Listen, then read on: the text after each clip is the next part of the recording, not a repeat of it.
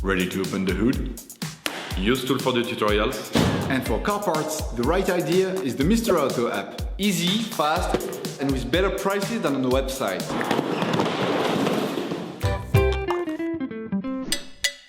You will find the bulk shock absorbers used in the video exclusively on the Mr. Auto website and through the link in the description. Turn your engine off and pull up the handbrake. So that you can change the back shock absorbers on your car, you must lift the rear of the vehicle and remove the wheels. This will give you full access to the suspension system. Loosen the stud bolts on the rear wheels, raise the rear of the vehicle and put it in the 2-axle stands. We strongly suggest watching the tutorial, raising your vehicle safely before carrying out this step.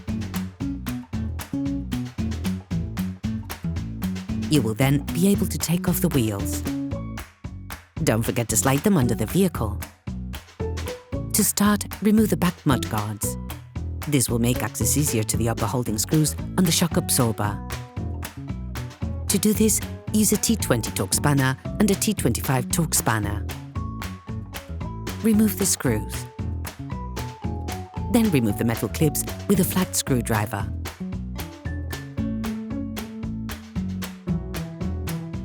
Then remove the mud guard.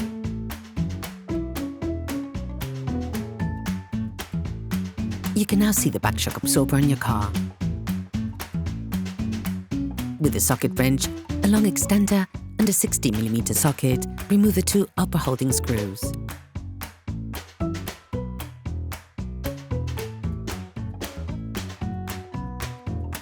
These elements can often get jammed, so use a penetrating oil to facilitate the operation. With a 21mm spanner, remove the lower holding screws on the shock absorber.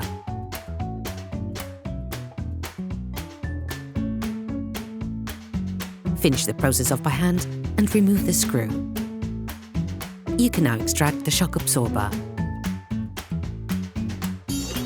Please support us, subscribe and like the video, that will be really cool. You will find the bulk parts and products used in the video on the Mr. Auto site and in the link in the description. Clamp the shock absorber rod in a vise. Remove the plastic cover. Unscrew the cup nut using a 22mm spanner and locking the rod with a spanner. When changing the shock absorbers, you can also change the suspension strut support bearing, as well as the shock absorber stop and its protective sleeve. You can also reuse them if they're not too worn down.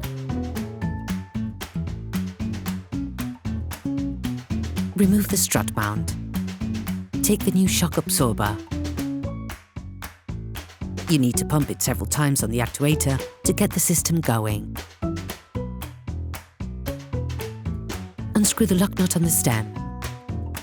Insert the foam pad on the protective cover. Then insert the foam pad completely up to the upper shock absorber bracket. Put the strut mount in place. To do this, clamp the shock absorber rod in a vise.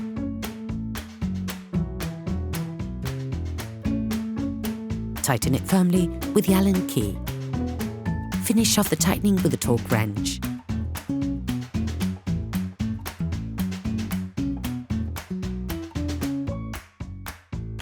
Remove the plastic cover from the old strut mount and put it in place. Position the shock absorber and put the lower fixing screw in place.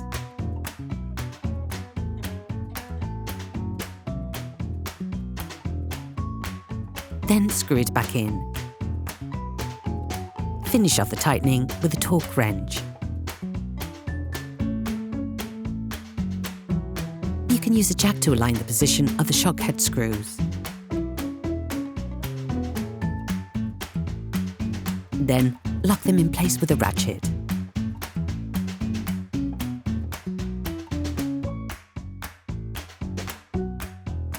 Finish off the tightening with a Torx wrench.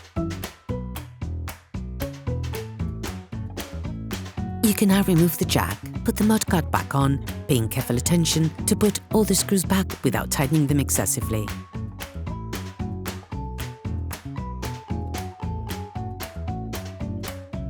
Reassemble the mudguard and the staples. You can now repeat the operation on the other side. Then you will be able to put the wheels back on your vehicle, putting it back on the ground before properly fixing them in place. Operation completed. Hello, if this video helped you, like and subscribe.